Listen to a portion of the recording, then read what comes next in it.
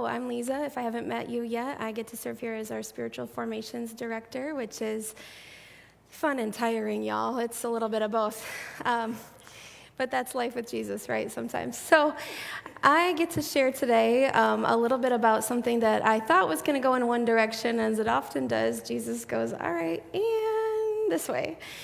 So hang in here with me, because we're going to talk about a couple of things, and I want to warn you right now, pull your toes in. I'm speaking to me too, but there's some things here that he's convicted me to share with you all. So just warning you now, if you are like, ooh, this is getting to be too much, we're just all going to practice for a second. Ready? We're going to go, okay, all right? And if it is really too much, I want to invite you just to take a breather in the lobby or whatever you need to do, get some water as you feel like you need to, okay? So what I thought we were talking about today is a symptom that plagues our culture and our church. And then Jesus is like, yeah, that's the symptom, but we also need to talk about the roots. So this is going to be an interesting one for us. So the symptom, well, sorry, I'm not in a hurry. The symptom is that we will often receive without giving, or we will give with the expectation to receive. Whew, okay, got chills. So first we're going to talk about receiving, and just so we're on the same page what exactly we're talking about with receiving, I do have a definition for us, which means to be given, presented with, or paid something. So receiving comes from a giver giving us something, okay? Now what can happen when we are receiving for ourselves is, if you'll go to the next slide for me, where we are receiving, okay, yeah, just a second. We're receiving, but we're not giving, okay?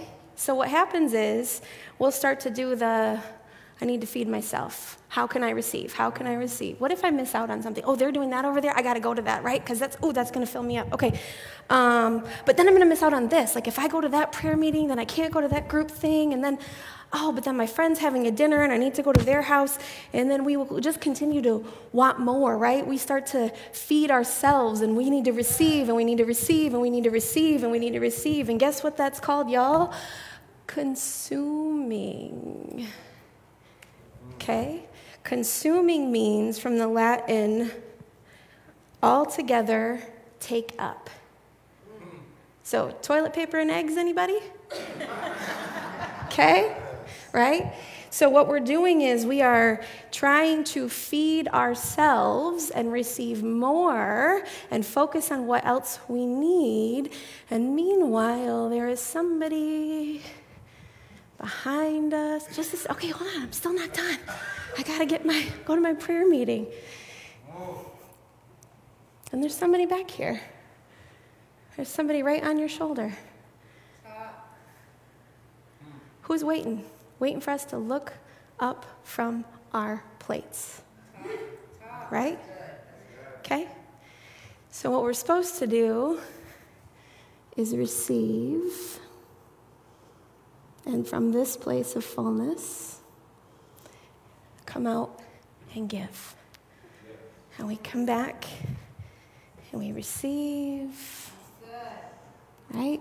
And we come out and give. Now, some of us, if you're like me, I will do this where I'll go, okay, got this in the morning, did my prayer meeting, okay, yep, read my scripture, okay, now I can go. Here we go, ready? All right, feed me, feed me, feed me. What else you got? What else you got? What else you got? Hey, over there, you want to feed me? Right? We do that. So we're learning. That's still learning. That's still learning that, I need to receive. But what would be even better is to be like, hey, can you come with me? And let's give. Okay? So this is what we are designed to do, is to learn to receive and then give. Give it up for my handsome husband, Paxton. Thank you, sir. Thank you for being Jesus. No small feat. And it's important that you all know, too, that this is an important part of childhood. This is an important part. From birth to age 4, we need to learn to receive without giving. We need parents and caregivers with the maturity to be able to give without any expectation in return. So if we have painful early childhood experiences, this is often what's the string that's pulling it, right? Because I don't know, I have to, nobody fed me, nobody took care of me, I have to, right? So this is something, I said, our toes are going to hurt a little bit because this is something we all struggle with as human beings, to rely on the one that wants to come with us and to look up from our plate.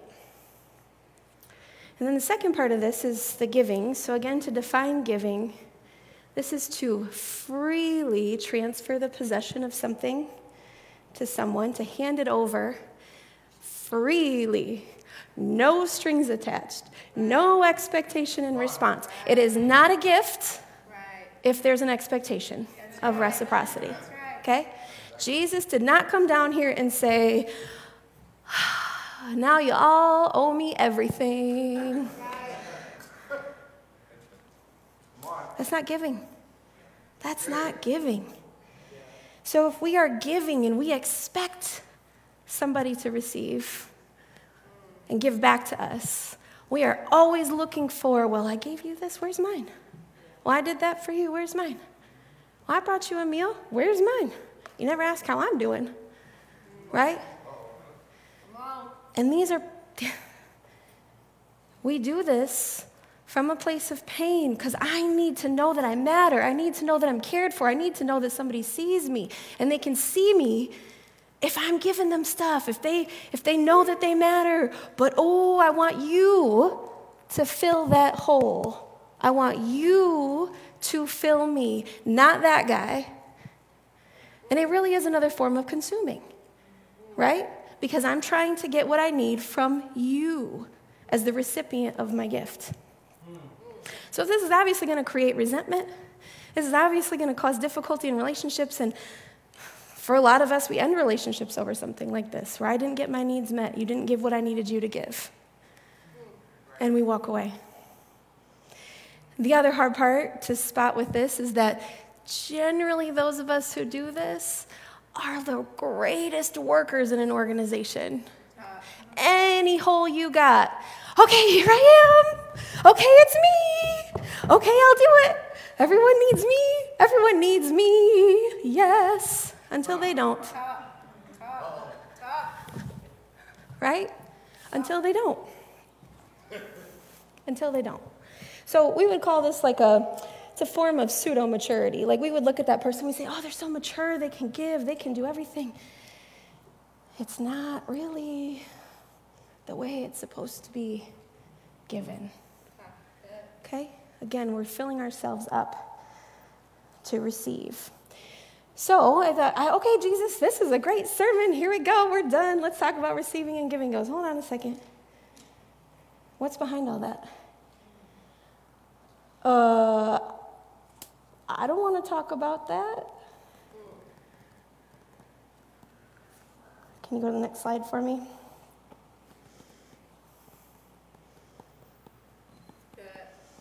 What's behind that? Fear. Fear. And we know from so many times of those of us who've been reading the scriptures for a long time, perfect love casts out all fear. Who loves that verse? 1 John 4:18. Perfect love casts out all fear, right? And I want to remind us, perfect love is a person. Okay? Perfect love is a person.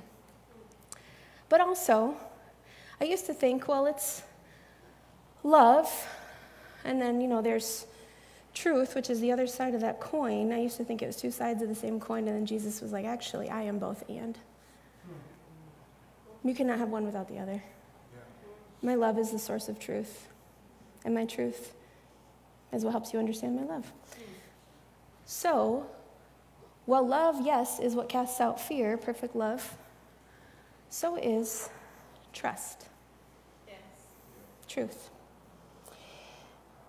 So what happens for a lot of us is we have this trust triangle on the screen. We have God, we have other people, and we have ourselves. And most of us can only trust one or two of those.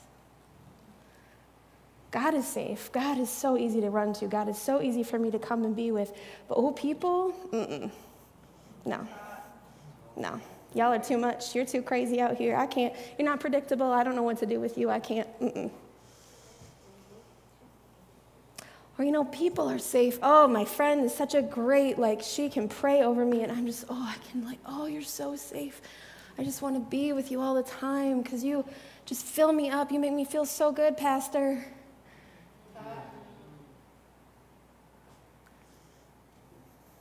But God,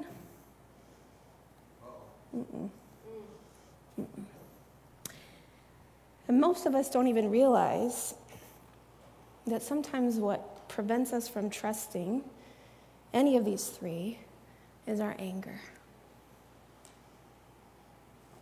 We are often disheartened by something, and we become angry, or we were taught not to.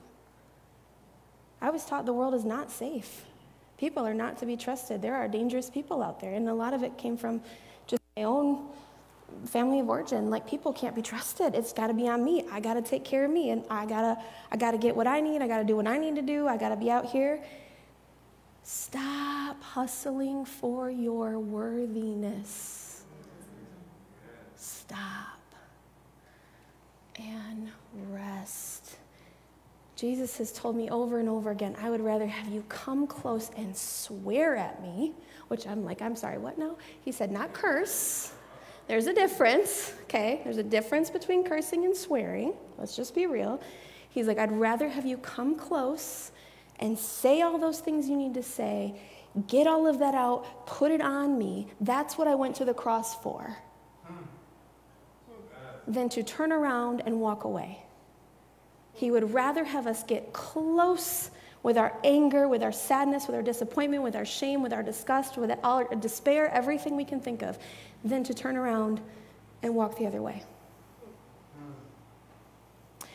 So we'll come back to this. Let's sit with that for just a moment. And let's instead turn in our Bibles. We're going to be hanging out with our guy Matthew today in chapter 6. Usually John's my guy, but, Matthew's got the details, so I do appreciate that about him. So Matthew 6, we're in, Matthew 14. I apologize. Matthew 6 is coming later. Matthew 14, starting with verse 22, and this is a familiar story, I'm sure. You've heard this since you were little.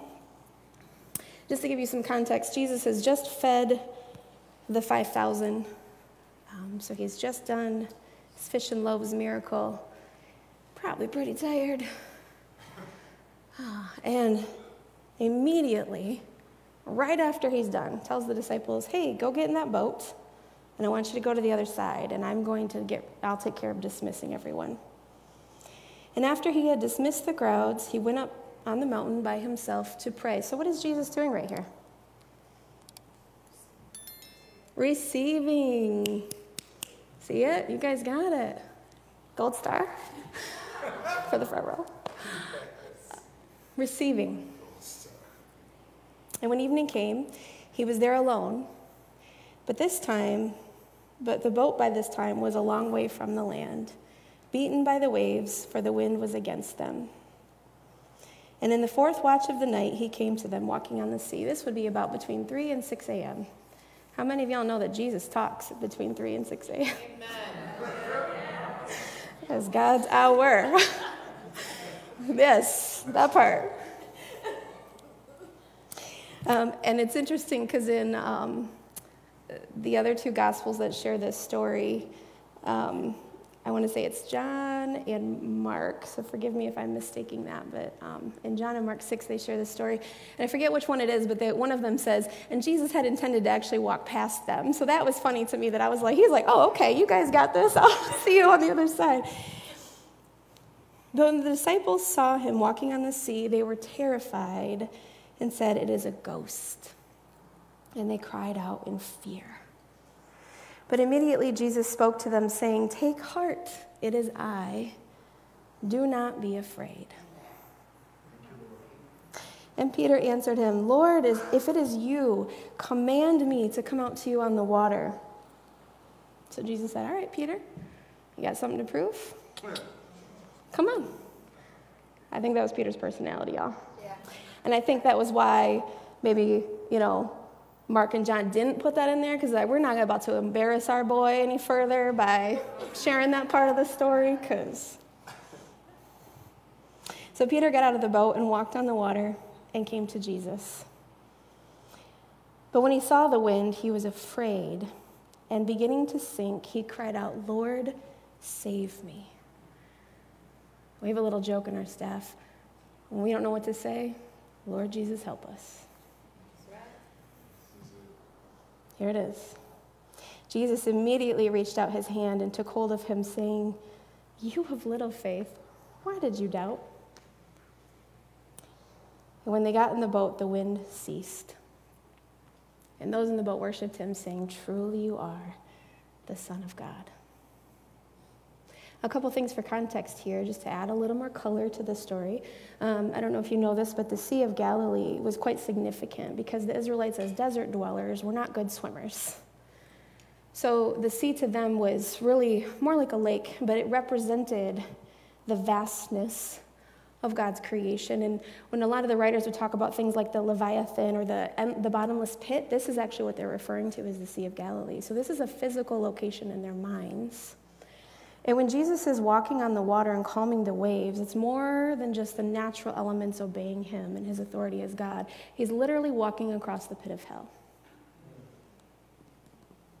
That is the authority with which he is walking on the water. So the water is very representative in this story for a number of reasons, but the most important thing with which I think he's speaking about today is fear. We are often walking across a lake of hell, and we say, "Jesus, help me."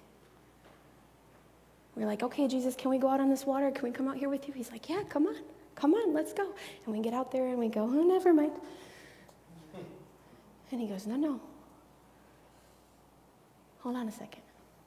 It's also important to know, too, that the phrase, "Oh, you of little faith," used to mean for me like a lot of shame, like almost like Jesus was kind of unhappy with Peter, kind of this feeling of like, why?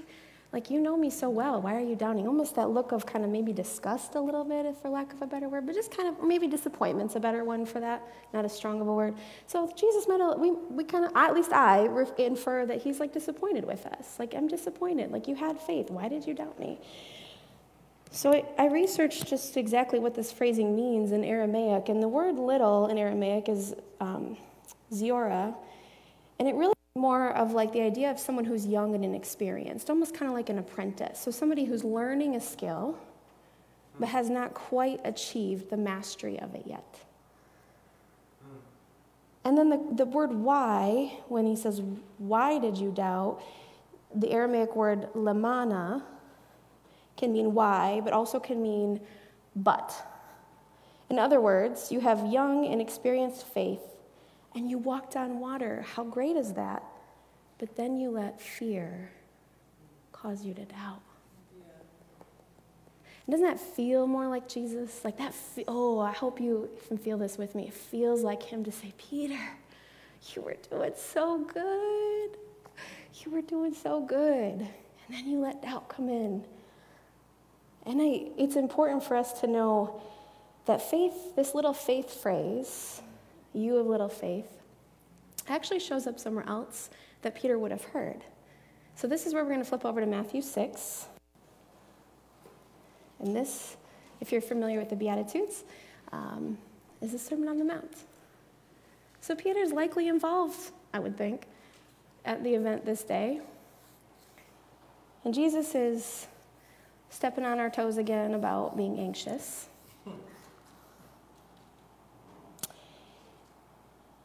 And starting at verse 30, "But if God so clothes the grass of the field, which today is alive, and tomorrow is thrown into the fire. Will he not much more clothe you, you of little faith? You have a lot of faith. Well, why do you doubt that I will clothe you?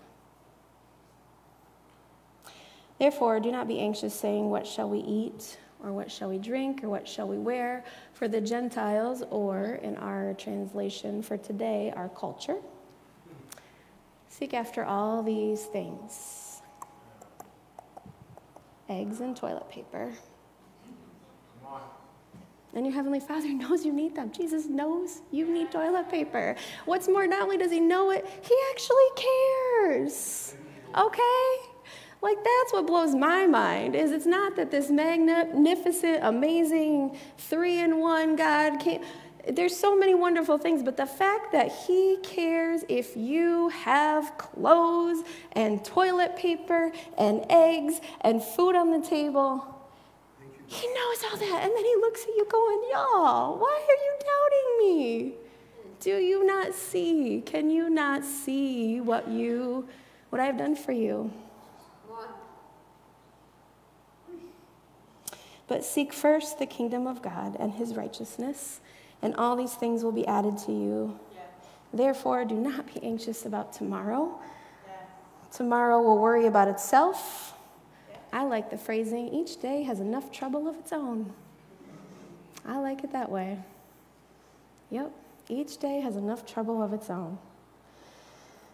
In other words, we have faith to receive and trust for what we need, but then fear robs us and turns us back into consumers. We sink into the water doing this.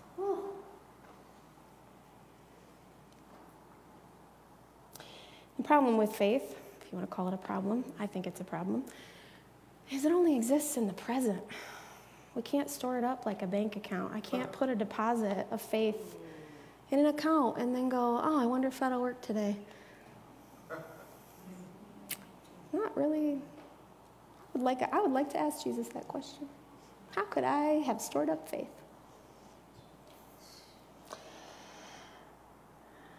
And the reason that this matters to us too is because of the way we're wired. We're literally created for our minds to pay attention to what happened in the past so we can stay safe to predict the future, right? You know, if you touched a hot stove as a kid, you're probably not going to do that again anymore, right?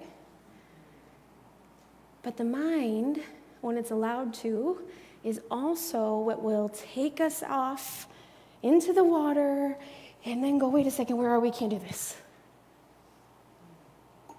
Right? Our thoughts will actually create that anxiety of, I need to get more, I don't know what's going to happen tomorrow, so I better make sure I've got. Now, don't hear me say, like, some preparation is needed. I had to prepare a sermon today. Like, there's, that's a thing. But the difference is, am I receiving what I need from him to prepare, or am I going out to get it on my own? Do you see the difference? Right? And what's important to also know is, so the mind lives either in the past or the future, which makes it's a wonderful gift, y'all, but sometimes, like when I was trying to prepare for this, I was like, if my mind does not get out of here about worrying about this sermon, but it's our bodies that stay in the present. There's a wisdom in being embodied. Remember, we're souls with a physical body. There's a wisdom our body has to offer us about staying here in the moment. So for those of us who have difficulty trusting ourselves, we may not be aware of what's happening in our bodies. It's not safe there. It's safe to stay. In my mind, I can control. In my mind, I can take care of myself. In my mind, I can get what I need because I can go out and do it. My mind is so smart, has so many solutions. It can do it. It can come up with all the answers that I need to figure out what I need to go get. And Jesus goes, you know everything? Okay. I'll wait. I got all the time in the world. It's so annoying. He is never in a hurry. It's so annoying. Would you just get over here and help me? Because the mind is there, but the body's not yet. And Jesus is more concerned about what we're doing with the little faith we have than he is about catching up to your plans for yourself. One of my favorite lines is, anything I can plan for myself is too small. I can tell you right now, Jesus told me I was going to be a pastor. I was like, that's not true. That's not true. We argue all the time. No. Well, in fact, he knows to tell me with enough time for me to finally come around to like, okay, yes, you're right. In fact, I always laugh because I tell people, like, Jesus knew what I needed to be more like him, because I told him, I was like, I'm never going to get married. If I get married, I'm never going to have kids. If I have kids, I'm never going to have a daughter. And y'all know what he did? He laughed. He laughed. It was like, and guess what, daughter? Tell God what you're not going to do, right? Tell God what you're not going to do. Just don't say it out loud, okay? Because that's when it really, yeah. So let's go to the next slide. So this trust triangle is part of what's needed for us to learn how to give and receive without fear. I have to know that my body is a safe place for me to experience God so that I can know if I'm hearing him. I have to know that God is with me in my soul. And my soul and my mind are two different things. Here's how smart God is, okay? A lot of us, me included, really die on the hill of our beliefs. Really will die, like, for what we believe in. And hear me when I say it. That's okay. There's nothing wrong with that. But our minds have something that goes deeper than belief called attachment. And what will happen is your behavior will change, your beliefs will actually change based on who you love. And if you need proof, look at cults, look at gangs, look at political parties. People that, in my life, I could have looked 10 years ago and been like, they're never going to think like that. They're never going to be that way. Are that way. Because of who they're attached to. Right? So if we don't learn how to experience God in our bodies, our beliefs will go with the wind. Someone gives us a different interpretation of Scripture, and we're like, okay. And someone says, God thinks that way, and we go, okay. Right? We do. So hear me when I say it's not about smashing down beliefs and no. Beliefs are good. Beliefs are important. What I'm saying is that there's something deeper that God has for us than just what we believe, because who we love impacts what we believe and how we treat ourselves, God, and the people around us.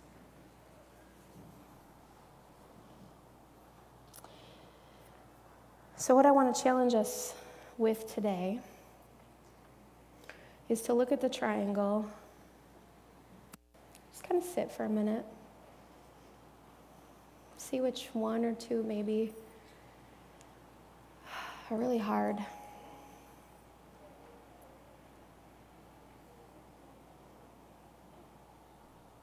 And we can ask, Lord Jesus, help us. How do I learn to trust myself? How do I learn to trust others? How do I learn to trust you?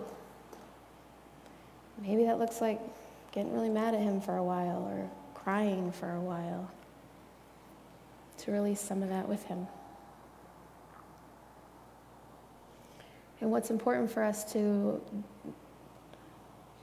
be paying attention to is, on the next slide, learn to trust the love that holds you. You are held in the Father's hands. You can't be taken from them. No circumstances on earth no human, no entity, no lake of hell can take you from those hands.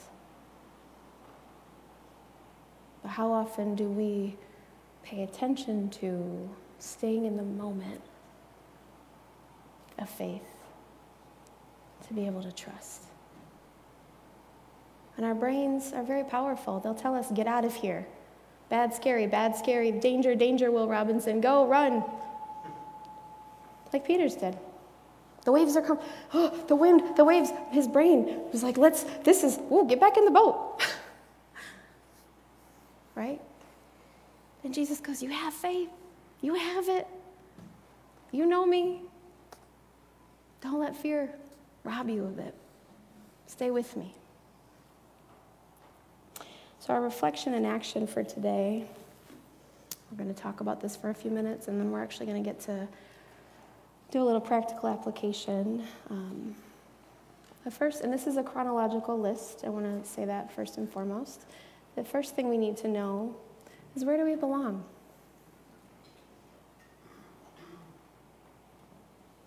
Where do we feel safe with God? Where do we feel safe with other people? Where do we feel safe within ourselves? For some of us, it's in our mind, and that's okay. But I want to encourage us to just try to deepen that a little bit more. Kind of let it in a little bit more. Just push the edge of your mind's imagination just a little bit to kind of wonder, what could it be like to feel safe in my chest, or in my back, or in my legs, right? So where do we feel safe with God? Where do we feel held by Him? Where do we feel safe with others? I would love to tell you it's here, that you are safe here. And I want that to be true for you, but I can't make that decision for you. It is something we actively work on to be a safe space.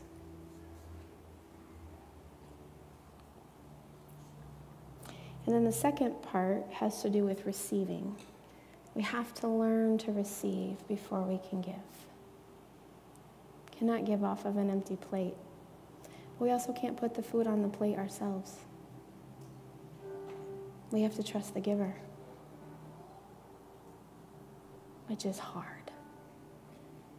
But that's why we need others with us that can say, this sucks. It's so hard to wait for Jesus to put food on your plate. But that's what community is for. And it deepens your bond with each other as you wait on the Lord. It's suffering well, right? So learning what satisfies us and how to receive those good things. Two big ones are self-care and rest. We are working here actively to start to build more of a culture of rest. And it goes against some cultural norms. And I honor that. I honor that. I honor that that is against what some of you have been taught and lived your whole lives. But if it was what Jesus did, if it's what Jesus wants for you, and that's what we want for you too.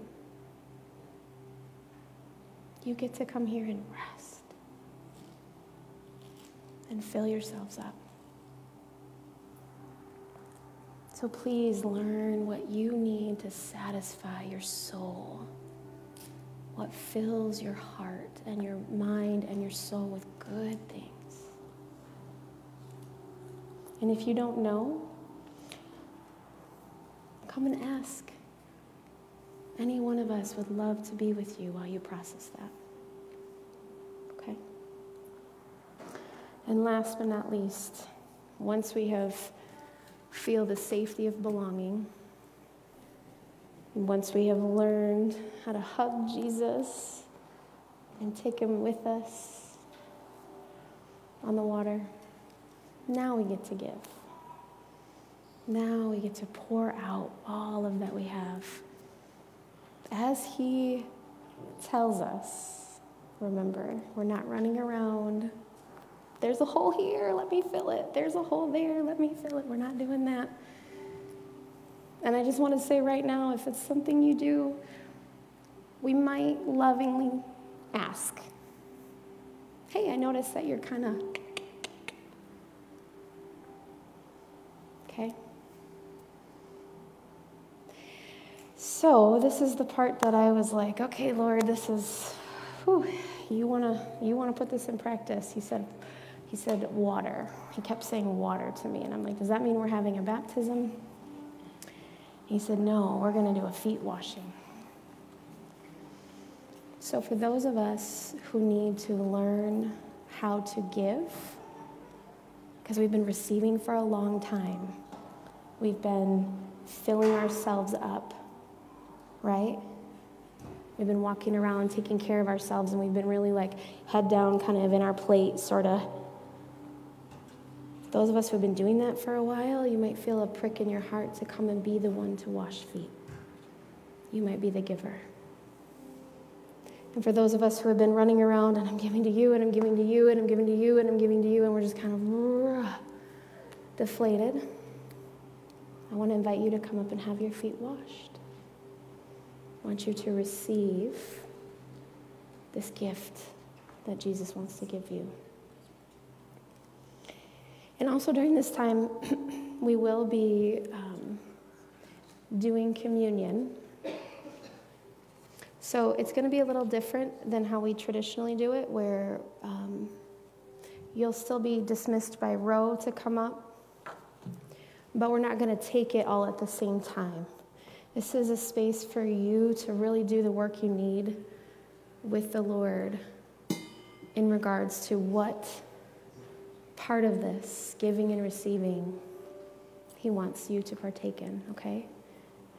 But before you do put the communion in your mouth, I want you to just sit with receiving that gift. And just remembering what that means to you and how you can live that communion out every day. That you are fully seen and you are fully known, and that you don't have to fill up this Sunday morning and then go run the rest of the week on your own. It's not what church is for. We're here to do life together, to be community together. And that sometimes means coming back over and over again and receiving, and then also, once you've received what you need from him, going out and giving and giving and giving. So yeah, we're just going to spend about 10 minutes or so in this place. And I invite you to come up as you feel led. And I'll also be here if you need prayer. And ushers, as you feel ready, go ahead and just start dismissing people so that they can come and receive.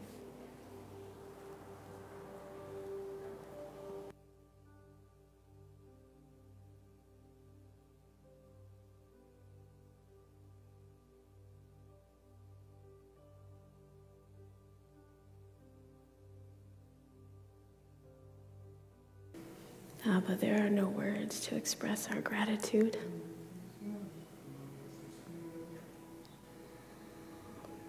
There's no way to speak all of your goodness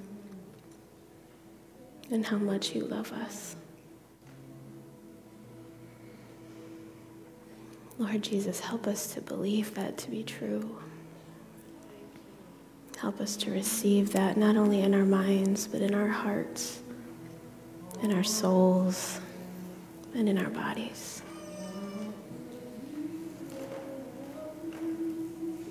Remind us whenever we start to walk on the water with you and we start to see the wind and the waves, that you are with us. And you are proud of us. You're proud that we're even on the water with you in the first place. Help us receive that truth, that we are loved and we are held by you, and that our doing comes out of this place of being loved and being seen And if his eye is on the sparrow, how much more closely is he paying attention to you? For your Heavenly Father knows that you need these things. And he's a good Father.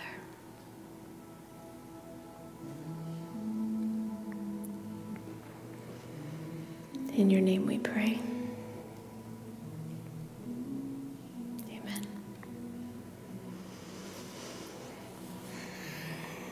So as you leave today, take good care of yourselves. Rest. Honor what you need. And I just want to invite you to remain mindful of what it feels like in this place this morning. And to, as you can throughout your days and weeks, to try to come back to this memory and soak in it. Our minds are beautiful that they will allow our bodies to relive things like it's happening in the moment. And that is a gift. So allow yourself to come back and receive what you've been given today. Jesus is so glad to be with you. And I hope you feel that when you come here, as we are glad to be with you too. You are all deeply loved, more than you can imagine. Blessings over you all, and feel free to leave as you feel ready.